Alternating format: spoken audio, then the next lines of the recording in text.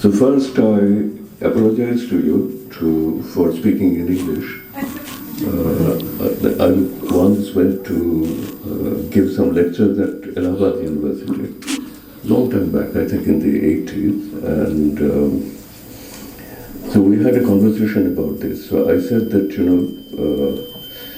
it's a pity that I have to speak to you in not your language.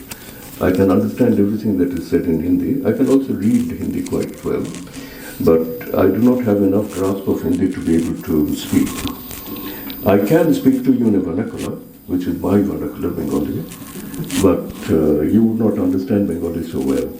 So the compromise is that I speak in Hindi, speak in English, but if you want to ask questions or have a discussion in Hindi, it's most welcome. I wanted to say a couple of things to you because it's primarily a student gathering. So what I shall do is I'll make a few remarks about my own work and the book, just to mention a few things, and then talk for about 10 minutes about two questions, and then I'll try to come back and respond to some of the questions, wonderful questions that were asked here. First, I wrote a book during COVID, a long book on Marx in Bangla. So it's not that I can only write in English, and you have to translate my writing from English into a vernacular. And that book actually tries to cover some of the questions which came up in the discussion. That book is essentially about four different things. It has some discussions about Marx, because I feel that not only Indian Marxists, but I think Marxists over the world have not, in my view, understood the most valuable sections of Marxist thinking on history. So the basic thrust of the argument, I also have an English paper in which this argument is made. What I find interesting about Marx is that Marx thought about world history in terms of 4 or 5 modes of production in the Communist Manifesto. Primitive communism, ancient society, feudalism, capitalism, probably socialism after that, but in a kind of linear development. In 1857, when he started writing the initial draft of Capital, which later on came out as the Grundrisse, we find that he encountered a totally different corpus of facts about history and economy. And he hypothesizes a new mode of production, which he calls the Asiatic mode of production. Now, I don't think Marxists have given enough attention to the logic of this innovation, because I think what is important in this is not that instead of 5, which existed before, we have 6, a kind of increase in by just 1. I think what is important in that is that Marx is giving up the idea of a kind of universal, unilinear understanding of human history and thinking in terms of different trajectories for different cultures, different civilizations of the world. And later on, very late in his life, there is a correspondence between Marx and Engels, where they are saying to each other that probably our conceptualization of feudalism is faulty, because when we look at variations between the Germanic part of Europe and the Slavonic part of Europe, it seems that Slavonic and Germanic parts of Europe have separate social forms. So he thinks in terms of a Slavonic social form and a Germanic social form, which is a subdivision of what they had earlier called feudalism as a kind of general category. So the first part of the book argues that we should follow, if we really want to follow Marx. Now, following Marx is not to repeat Marx. This is one of my, major understanding that I have got from a reading theory. That following a thinker does not mean repeating what the thinker has said. Following a thinker is essentially establishing the same relationship between you and the history that you face, which is similar to the relationship that thinker established between himself and his history. So paradoxically, in a certain sense, following Marx is not to follow Marx. I think somebody who decides not to follow Marx, not to repeat Marx, is actually a better follower of Marx than somebody who does. So there's a part of that in the first part of the book. Then in the next part of the book, I have an engagement with how to understand modern Indian socio-political life. I've always been very engaged with the question of modernity. So it's not directly present in the book, but there's a long discussion about Indian politics and how I look at it. And then a long discussion about politics in West Bengal, particularly under the CPM regime, and the critique of that. And the final part of the book is the final chapter in Bangla is called Marx or Shargir Shandhan. It means Marx and the Search for Paradise. So it is essentially a discussion on what somebody like me, who has my kind of philosophical and political values, would find valuable in the older Indian tradition, the Hindu-Buddhist tradition, the Islamic tradition, etc. And it has four main sections. A very short section on the Upanishads. I can't say that I'm very well-read on the Upanishads. I find them fascinating, but I haven't spent a lot of time thinking about it. Then there's a section on Kashmiri aesthetic theory, particularly rasa theory. Then the third section, which is the longest, about Vaishnavism. And the final section is about Tagore. And the reason for that is that I feel, this is something which was reflected in what Abhay discussed here, that I have a very strong feeling that the kind of thing that people like Tagore or Gandhi, particularly Tagore, could do without any effort, relating to an earlier tradition, for instance, his relation to the Vaishnava tradition. He is not a Vaishnava, but he finds the Vaishnava tradition a source of very, very interesting, profound ideas, which he takes from them. He does not repeat them. He simply thinks about the world through them, producing a different kind of philosophical thinking. And so my concern was that, we have lost that ability to relate to particularly the pre-modern culture, but I think we are also losing the ability to connect to even the tradition of modern Indian thought, like Gandhi, Nehru. Not Nehru so much, because Nehru, Ambedkar, they write primarily in English, so our access to that is easier. But people who think in the vernacular, write primarily in the vernacular. My fear is that we are actually losing our connection to that as well. So therefore, whatever we might feel generally about decolonizing our thinking, decolonizing can easily become a slogan. Removal of poverty or end of capitalism became a slogan at a particular point. Everybody can say that I want to remove poverty. My saying that I want to remove poverty doesn't do anything to poverty. It simply, but it does something. It enhances my stature, in the world, if people take it seriously, and to myself, right? So I'm essentially saying, when I say that I'm impatient to remove poverty but not do anything about it, it's essentially a sort of self-endorsement of a certain kind. I'm telling to the world and to myself, look how good I am morally. Right? So I think decolonizing can easily become something like this.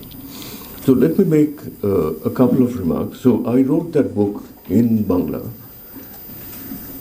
precisely because I felt this very, very deeply over the last 10-15 years, that we must try to set up a connection between writing in the vernacular and academic writing in English.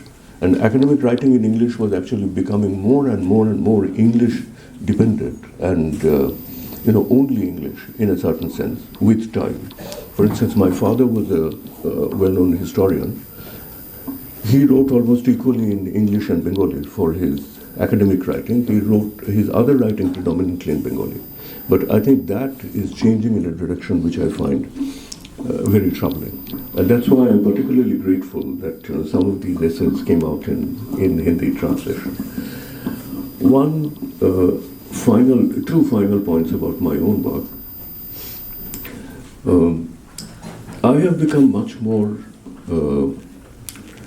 interested in using materials from Indian thought, pre-modern Indian thought, particularly the 2-3 philosophical systems that I mentioned, for instance, Rasa theory. I wrote a paper very recently called Rethinking Representation. So the first part is about Hobbes, Locke and Rousseau and the problem of representation in them. The second part actually says that we should let's do an experiment, that if we keep the question like that, but I take a concept of representation from the Natya Shastra. Natya Shastra is a vague way of putting it, the interpretation of the Natya Shastra in the Abhinav Bharati by Abhinav Gupta in 10th century Kashmir, who has a very powerful, extremely complex and highly systematic understanding of what representation is. That is, when an actor goes up on the stage and represents Krishna or Ram, etc., what happens in the process of representation. So if we take that theory of representation and try to answer those questions, what do we reach with something like this?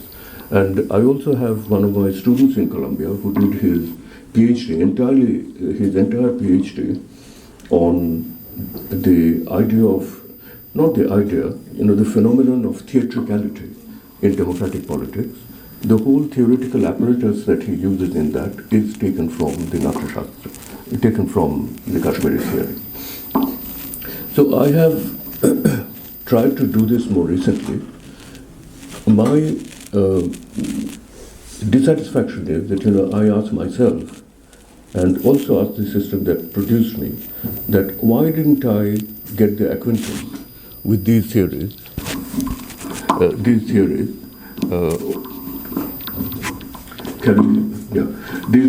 when I was 25, rather than when I'm 55, right, or 60. Because if I had that, I would have actually got philosophical techniques and methods under my command, which would have actually given me a much wider range of philosophical argumentation. I'll now come to the 2 points I thought I should make with you. I'll put it provocatively, and you must remember that I'm putting it like this because you are people, unlike me, who is at the end of his intellectual life. I think you are people who have the privilege of being at the beginning of your intellectual life. So I don't want you to make the mistake that I made, or the system that, or the mistake that the system imposed on me. The second way of putting it, that the system imposed on me, has a slightly different implication. Because, we are all produced by systems. And after a point, when you become an adult, or when you have thought about something for 5, 6, 7 years, I don't think saying that I'm produced by a system is a good enough excuse. Because you should try to relate to the system in a critical way. You are produced by an academic system. But your very task as a member of the academic system is to ask, what can I do with what the system is giving me, right? Can I turn it? Can I bend it? Can I change it in a certain way? So that's why I blame myself also, not to just blame the system which produced intellectuals like me. So, these are the 2 points I want to make with you. The first is a very big but simple philosophical point. Think of a situation where the world is exactly the way it is, and we are exactly the way we are, but we do not have any language, right? We do not have language. We cannot do anything, to each other, anything to the world. We simply become intellectually and otherwise completely inert if we do not have a language, right? This is, what I'm saying is not new. I think this is one of the most elementary, ideas about linguistic philosophy. But that alerts us to a point which is made by German philosophers particularly very well, because I've always been very influenced, probably partly because I was influenced by Marx, partly because I was influenced by Marx, and quite often when I thought that, where did Marx get this idea from? Because I do not find the full exposition of this idea in Marx's own works. Sometimes I realized that he got it from Hegel, sometimes I found that he got it from Kant or somewhere else. Now, this is a language that is used by Heidegger and Heideggerians. It's not a difficult proposition. We can put it this way, we can say that language opens the world up to us. As I said just now, if we didn't have a language, then in a sense we would not have the world to act upon, to work upon. So we can say in ordinary English that language opens up the world for us. But I prefer the German locution, German way of putting it, which is, they would say that language discloses the world to us. And the important word is discloses. Right? So the world is closed to us otherwise. So language discloses the world. If you use Sanskrit or Hindi, you could say that the word is abrit or abrita. In Sanskrit, there is an avarana on the word. And language removes the avarana. So it's not that the world is just there, open for us to understand. The world lies unopened to us. While the world actually needs a disclosure to us. And the disclosure happens through language. Now, if you take that argument seriously, which I do, this also raises a very important and very difficult question. Do all languages reveal the world, disclose the world the same way to us? Or do languages disclose the world differently to us? If we agree that, you should ask the question about translation. Why is translation is so necessary and so difficult at the same time? It's so difficult because, the languages do not disclose the world the same way, right? That is why translation is so difficult. Very often when we have interesting, important, serious thoughts, translation is very hard. We lack words. We have to improvise and make words in order to go into a translation. So if that is true, then the question to ask ourselves will be, if the world is disclosed to us in Bangla, or the world is disclosed to you in Hindi or Tamil, right? Is it the same as the world being disclosed to us in English? And the other thing would be that, is the world ever disclosed to us in English?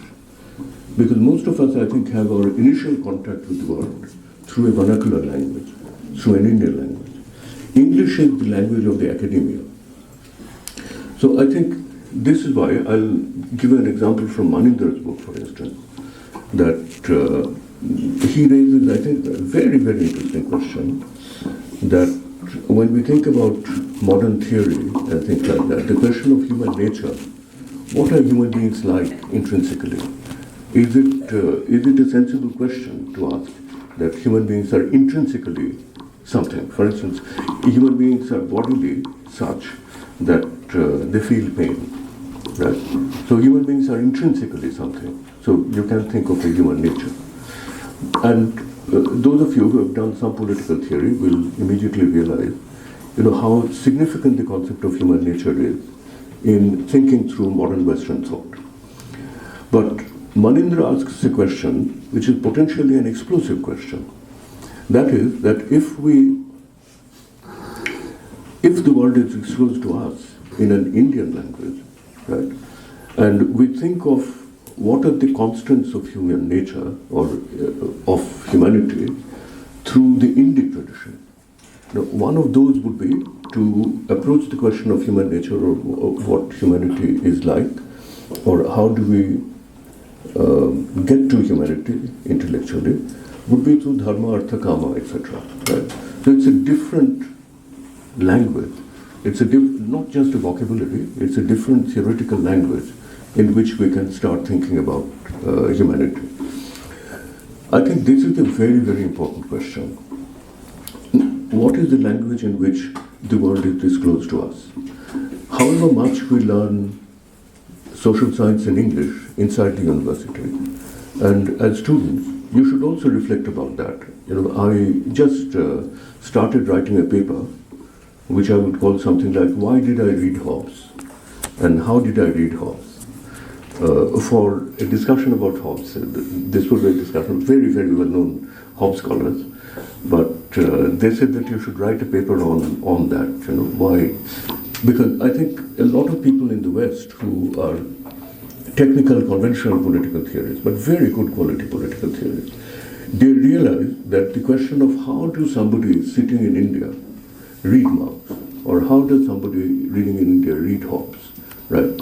It's a very important question, because that is actually the realistic understanding, a realistic conception of reading. Because reading is an activity, reading is a historical activity. The moment you say that reading is a historical activity, it means that you are trying to understand the activity, where it is happening, through whom it is happening, what are the conditions within which it is happening. So my reading of Hobbes, sitting in a small school in Navadvip in Bengal, in class 8, and somebody sitting in a school in Oxford, let us say, or somebody who is reading it sitting in a school in New York, very different processes. They are both readings of Hobbes, but they are very different processes, and we should try to get into that gradually. Now, this is one question. The second question that I want you to think about this, I'm not suggesting a resolution, I'm not giving you an answer to this. I simply feel that these are some of the questions about which we haven't done any thinking, and we ought to do that. The second question is the question of two types of contacts between two spheres of discourse.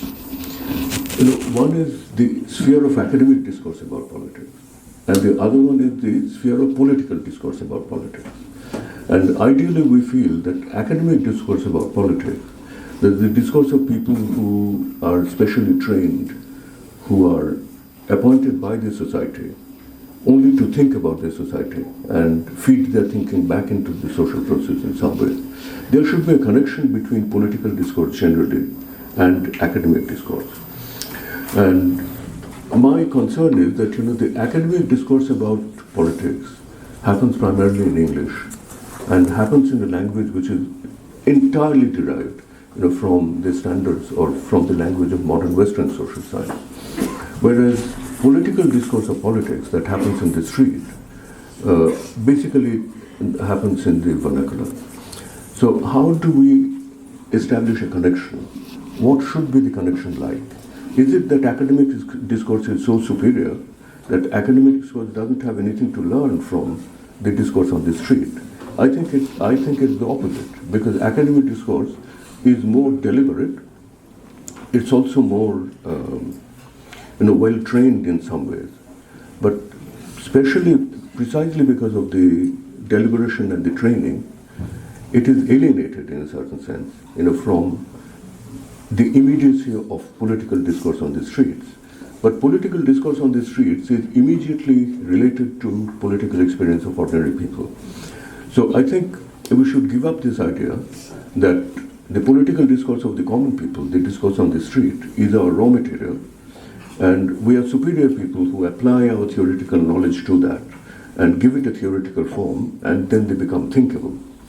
There is some truth in that. Do not misunderstand me. I'm not saying that political theory, training in political theory, being rigorous in political theory is unimportant. I think it's very, very important.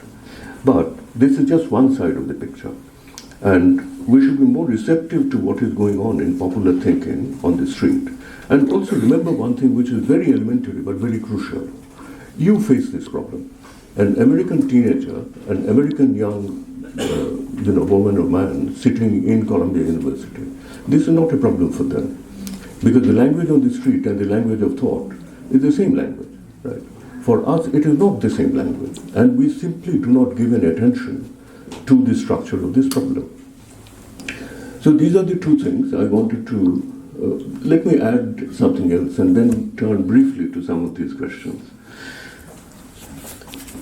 Let me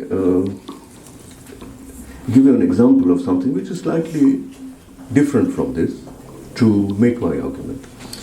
This is an argument about the question of race in American society, and sometimes there are some people who feel that we academics in the academia, particularly in American academia, both African American academics and academics who are not African American but who are progressive and therefore argue in favor of African American experience or position, etc., we sometimes complain too much. And the argument is that we complain too much, that we constantly say that people are disrespected, people are insulted, but we are not able to give examples of an insult. So I thought of an example. I use this in teaching, so let me give you that example and then turn it to the case of India in a different way. There was a very well-known black actor, Forrest Whitaker. So many of you must have seen Forrest Whitaker in films. He's a very, very well-known black actor. I suspect that he lives in the same part of New York as I do. So he went to a shop, which is essentially an Italian food shop. And he wandered around in the shop, and then he was coming out. And an employee of the shop stopped him when he was close to the door and said that, "Sir, I must search your bag," because he was suspected of shoplifting. So he searched the bag, he didn't find anything, so he said, "I'm sorry," but he went. But then he wrote a letter or something, which in public, and said that this is what happened to me in a shop in New York. And the store then sent out a kind of public apology and sent it to the newspapers and things like that, which set me thinking not about that incident itself. This is an incident of insult. I thought that if I were in his position, I go to the same shop practically twice every week to get my bread, and I've never been stopped. I do not look white. I'm colored man. I'm old. I dress in a particular way, but I'm taken automatically to be somebody who teaches in the university and treated with great respect in that sense. Right? So it never happened to me. Ordinarily, it would not happen to me. So I thought that, how would I respond if I were in his place? And this is what I felt about, insult without an incident. That next day, I go into another shop, not in this shop because I had a bad experience here. So I want to go to another shop, which is also an upper middle class food shop, right? I go in and I come out, nobody stops me, nobody says anything. Everything goes smoothly and normally, right? But even then, I felt that if I were in his situation, I would never be easy in my mind when I'm entering into a shop, for fear of the possibility of my being insulted, right? So this is structural humiliation in a certain sense. Structural humiliation is not always an incident of humiliation. Structural humiliation is always a possibility, something which may or may not occur. But it is something which permeates the social space. And so if somebody then says that, you complain too much about the way black people or colored people are treated, this would be my answer to them. And they would say, give me an incident of insult. Right? My answer would be that I would not give you an incident of insult, because looking for this only through incidents of insult, I think it's a crude sociology. A more sophisticated sociology must understand it structurally. And structurally does not mean pointing to the frequency with which such incidents. Manindra was talking about, affect. The effect of this on the affect of a social agent and a social individual. So you could ask me, why are you telling us this story? For a very simple reason. I think the relation between discourse in English and discourse in the vernacular in India I think is caught in this kind of relationship. Because a lot of people would say that it is true that I'm not addressing the Hindi audience or a Bangla audience, a vernacular audience. I do not intend any harm. In fact, I do not want to disrespect them. Right. But what they do not understand is that there's a disrespect which is built into the structure of this kind of situation. It is like my being in touch with somebody who does a menial job, whom I meet every day, pass every day. I might also say hello or something every day, but I never enter into a conversation with him or her. Now, you could say that you never insulted him, right? I meet him for 25 years as a chaprasi or something in my office, and I could say that I never insulted him, and it would be horrible if you tell me that you insulted him. Of course, I did not insult him as an incident, but I think the relationship between me and that person, would be a relation which is the relationship of humiliation, because it's a relationship of disregard. And the reason why I'm concerned about this is that I think there is this kind of structure, in the relationship between the English-speaking academia, English-using academic discourse, and the vernacular-using discourse outside the academia. And so the people who are part of the vernacular discourse, they have every right to say that you do not communicate to us and you disregard us. And I'm troubled that the academia simply does not have any awareness about this. The response of the English-speaking academia is like my saying that, of course, I've never insulted him. I simply ignore him. But there's nothing more potent, in the form of insult than ignoring somebody. So I feel that that is the structure of discourse, about politics, and it is particularly important about politics because of the nature of the political activity. If it is about nuclear physics, my son is a scientist. So if it is about some arcane field of astronomy, I would not feel so concerned about it. But this is about the activity called politics, which by definition is a universal activity. And I think this is something which is deeply, deeply dangerous. Damaging, I would say, it is deeply damaging to our intellectual productivity, creativity. Sorry, I've gone on for too long. Can I take a couple of minutes to respond to some of the questions? Manindra's question about Marxism, I have partly answered it when I said that, I think following Marx is not to follow Marx. And I'll also tell you something else. I'm writing that right now. Think philosophically about a situation where I represent a group of intellectuals in India in the 1930s, 40s.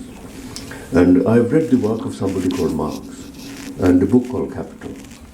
So I'm fascinated by the book because of the brilliance and the systematicity and the coverage of his discussion about capitalism, right? But how can I apply that book to my own understanding of my society? Because my society is not like the society that Marx saw in Germany or France or England, because that is what capital is about. So I cannot do that. I have great regard for Marx's analysis, but the analysis is historically inapplicable. Right? I then hear that Marx has also made some comments about India. So I read Marx's writings on pre-capitalist formations, Asiatic mode of production, etc. So I read that, but on the side I also read the work of Indian Marxist historians, like R.S. Sharma or Irfan Habib, who say that, the Asiatic mode of production theorization is not right, because Marx is misguided, by the empirical material that he is using. So I'm caught in a trap. In fact, what do I do with my admiration of Marx? I cannot apply his analysis to my society, because my society is not historically a capitalist society in that sense, in the 1940s. He said something about the past and the vestiges of that society, but I am told by people who are better Marxists than I am that they are not applicable because they are not accurate. how do I use Marx, right? So I think in our trying to understand the Indian tradition of Marxism, we must start from this paradox, the paradoxical position in which an Indian Marxist would be put in the first encounter between thoughtful India and Marx's work, particularly something like Capital. So Marxism, I think, following the greatest regard or honor that we can give to any thinker is to say that my questions are taken from him, because that's a very deep honor. There's nothing that can be a greater honor to me if somebody says that, well, I take my questions from you. Because if I take my answers from him, then it proves that I do not know how to think. So however big that person is, whether Marx or Hegel or Abhinav or whoever. So I have always thought of Marx like that to take the questions, to follow the methods wherever possible. And at the same time, I've always felt that Marxism is not a theory of everything. And to use a theory well, it's very important to understand what it is a theory of, because that is the field where it works very well.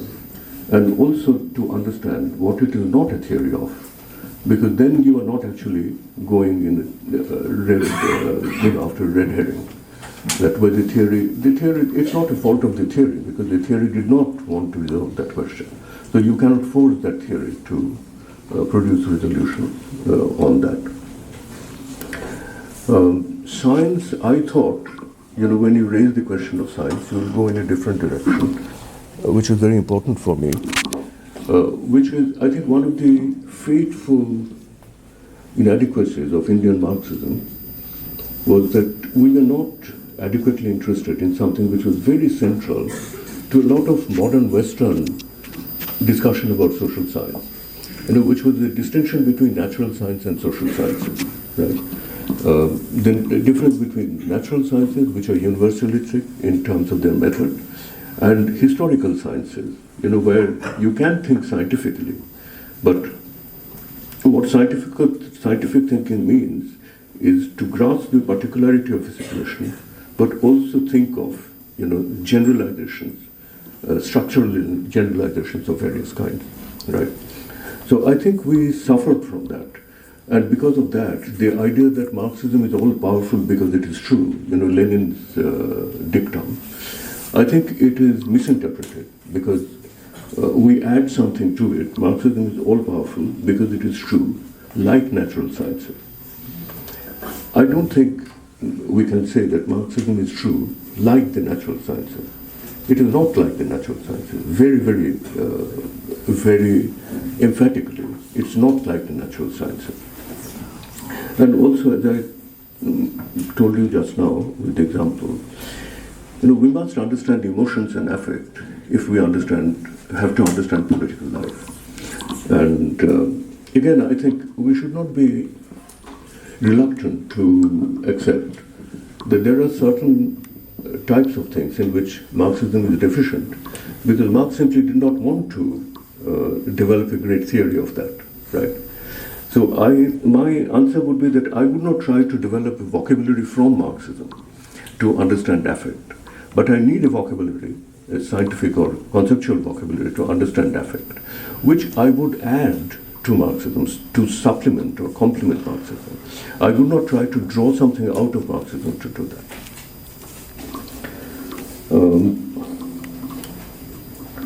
University thinking is derivative and popular thinking is more creative. I totally agree with you. But I would also say something in favor of university thinking. If university thinking acknowledges this proposition, then university thinking need not remain derivative, because then we can actually look at popular thinking and put popular thinking in a more theoretical form when they become thinkable in a particular way. My argument is not the unimportance of political theory. I think political theory, the disciplinary activity that I engage in is very, very important.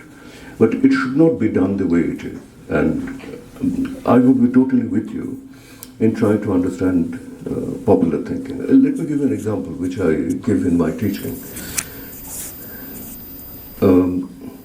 I noticed long time back, I think around the time of Mrs. Gandhi, that the language to capture the relationship between leaders and followers was changing.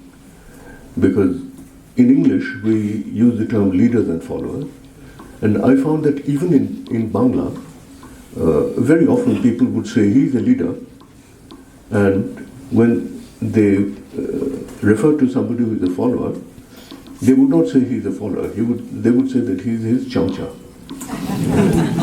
Not a follower. He's a chamcha. Neta and chamcha. Right? Which showed me that there is something interesting in this relationship, of dependence, leadership, etc. The nature of leadership has changed in their perception. And they are the people who actually perceive it every day. And it's my task as an observer of Indian politics and a political theorist particularly, to try to capture that in my theoretical language. And not to, the other thing is to say that these people are fools. They do not understand that chamcha is a derogatory term, and they should use the term follower. I think follower would be a misleading term, because they're avoiding the term follower in the older sense and using the term chamcha. So popular thinking, I think we should be much, much more respectful towards popular thinking because it's more immediate, it's more alive to political change, simply because their experience is closer. Abhayji's remarks, I generally agree with you, as you can see. I have to ask myself, in fact, am I a child of Macaulay? I am, in a certain sense, because I'm produced by, but I hope I'm actually disobedient. I'm a child of Macaulay in this sense, but it's not a frivolous remark. I'm produced by a structure. I did not decide the books that I read in class 7 in school, nor what I read in my undergraduate class or my master's class.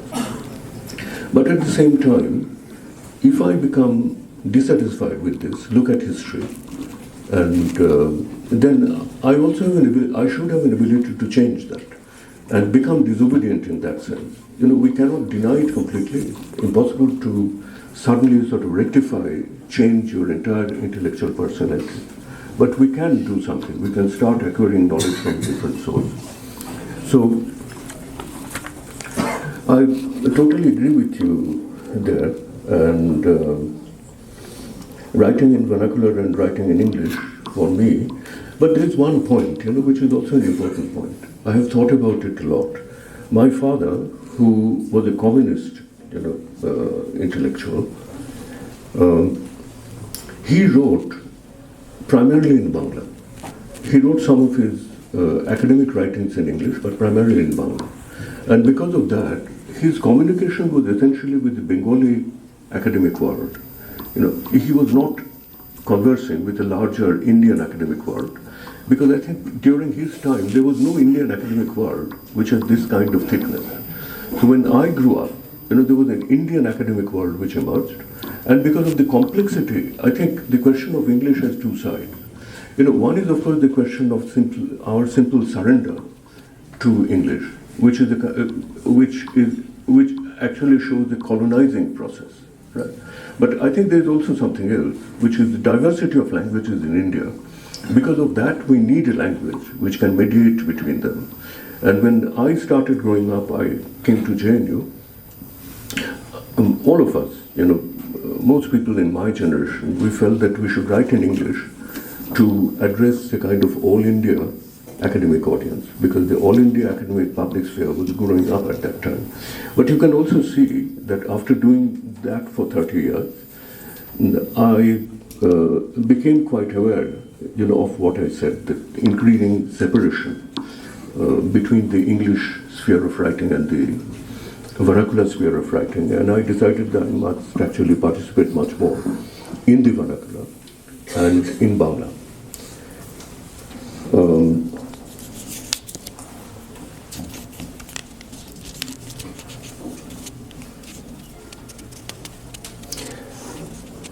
Sanskrit, let me also make another point about an esoteric language. You know, when you go into the sphere of knowledge, technical knowledge, then sometimes you require an esoteric language. You know, it cannot always be very simple. Because if we were in the late medieval period, you know, then we would need to acquire either Sanskrit if we work on one side, or Persian, Arabic Persian on the other side.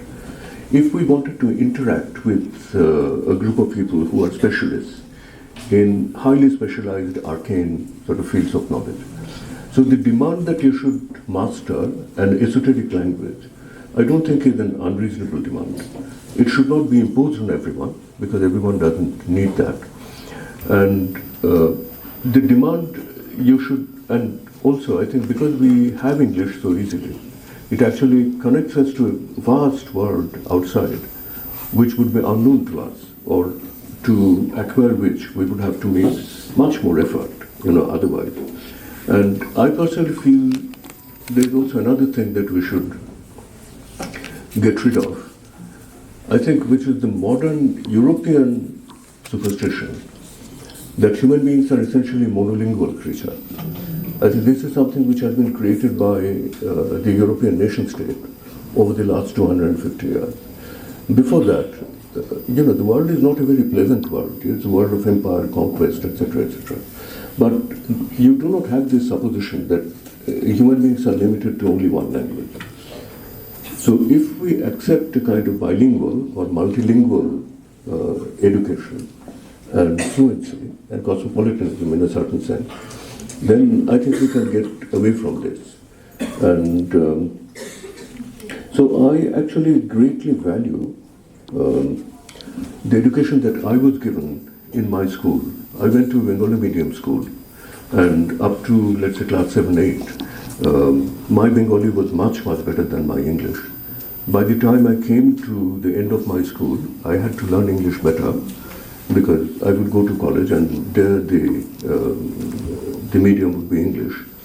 And when I came to Presidency College, initially for the first 2-3 months, I found it difficult because we could not speak English well. We wrote English as well as people who came from English medium school. Sometimes I have a very close friend who came from an English medium school, and he says that you always wrote English better than I did, and, which is probably true. But we couldn't speak English initially. But it took us about 2-3 months to learn that. So I think, you know, we should try to go back to a system of education which was bilingual, which gave people good education in the vernacular, but also very good education in English, because, you know, because I went to a Bengali medium school, I've never felt in my life when I taught at Oxford or Columbia or anywhere that my English was inadequate. I had adequate English. So I think the question of language is delicate, it's difficult. It has to be, I think it has to be modulated to the need of various people. But I think we should probably go back to an education system where English and the vernacular are taught equally. You know, bilingualism, most Indians are bilingual. I wrote in a paper which I think Hilal included in this book, where I said that it's not enough to say somebody is bilingual. You know, bilingual is always asymmetric. There's a slope. So either English is high and Bengali is low, or Bengali is high, English is low. And in practical life, it makes a lot of difference. You can accurately call both these people bilingual, but their life experience would be utterly different because the bilingualism is sloped in different way. So I think there are many, many questions in the question of about language. And I'm troubled that the question of language, philosophically, the question of the world being disclosed to us in a language, and politically, that what should be the relationship between thought circulating in the vernacular and thought circulating in English. What kind of relationship should there be, and how should we act in this world? I think these are two of the most important questions for me, and questions which are neglected by the Indian academia generally. Thank you.